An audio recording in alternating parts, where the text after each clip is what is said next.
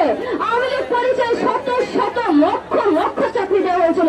যখন উপদেষ্টামূলক সরকার ক্ষমতায় আসছিল, আমি ভেবেছিলাম এই সমন্বয় এবং উপদেষ্টা মহলেরা সর্বপ্রথম ওই আবিদ চাকর থেকে প্রশ্ন তুলে যারা চাকরি করেছে তাদেরকে বাদ দেওয়া হবে। আপনারা কি কেউ জানেন আজ পর্যন্ত আবিদ চাকর থেকে প্রশ্ন কিনা একটা শয়তানকেও কি বাংলাদেশ থেকে তাড়ানো হয়েছে? থেকে সচিবালয় যত আমলারা আছে, একজন আওয়ামী সরকারের আমলে অবৈধভাবে নিয়োগপ্রাপ্ত একজন সচিবকে বা অথবা একজন আমলাকে কি তাড়ানো হয়েছে? রাষ্ট্রের উচ্চ পদস্থ স্থলে তারা দখল করে আছে। সেই আওয়ামী সরকার একজনকে শুধু তাড়ানো হয়েছে, আওয়ামী সরকারকে, এবং তার লেজলকে যত শয়তানগুলো আছে আজও কিন্তু ক্ষমতা আছে। আমাদের দাবিগুলো এখনো তারা বাস্তবায়ন হতে দিচ্ছে না। ওই সচিবালয়ের শয়তানগুলো কিন্তু এখনো বাস্তবায়ন হতে দিচ্ছে না। আমরা 26 লক্ষ শিক্ষার্থীর পক্ষ থেকে শুধু নয়, বাংলাদেশের 18 কোটি জনগণ আগামী ভবিষ্যৎ প্রজন্মের পক্ষ থেকে দাবি জানাচ্ছি, আগামী 24 ঘন্টার মধ্যে এই সরকারগুলোকে ক্ষমতা থেকে সরানো হোক। এবং আপনারা দেখেছেন আওয়ামী লীগ, যুবলীগ, ছাত্রলীগ পরিচয়ে লক্ষ লক্ষ শিক্ষার্থী নিয়োগ দেওয়া হয়েছে। কেন তারা অবৈধভাবে নিয়োগপ্রাপ্ত হয়ে চাকরি করবে? যেখানে 26 লাখ শিক্ষার্থী মেধা, দক্ষতার, যোগ্যতায় নিজের বাপের টাকায় নিজের টাকা আবেদন করতে চাচ্ছে, সেখানে তাদেরকে নিয়ে নাটক করবেন। আপনি চাকরিটা তাহলে দিবেন কাকে? সেই আওয়ামী লীগ সরকারের নাতিপুতি দিয়ে যাদেরকে চাকরি দিয়েছে, সেই আওয়ামী কোটা তাদেরকে দিয়ে আপনি চাকরি করবেন। তাহলে আমরা কি রোহিঙ্গা আসছি নাকি? আমরা কি দেশে আসছি নাকি? একজন সমন্বয়কের কথায় আমার 18 কোটি জনগণ চলবে না। একজন সমন্বয়কের কথায় আমার 26 লাখ শিক্ষার্থীর ভবিষ্যৎ নির্ভর করবে না।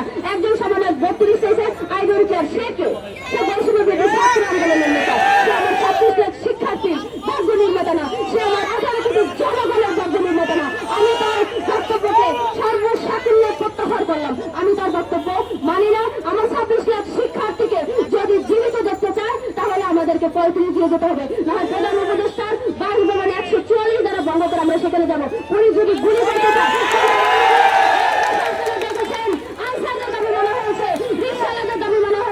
যত মানুষ সহজে দাবি নিয়ে আসছে প্রত্যেকে দাবি মানা হয়েছে। তাহলে আমরা কি এই দেশে গরু ছাগল আসছি নাকি? নাকি আমরা রোহিঙ্গা আসছি?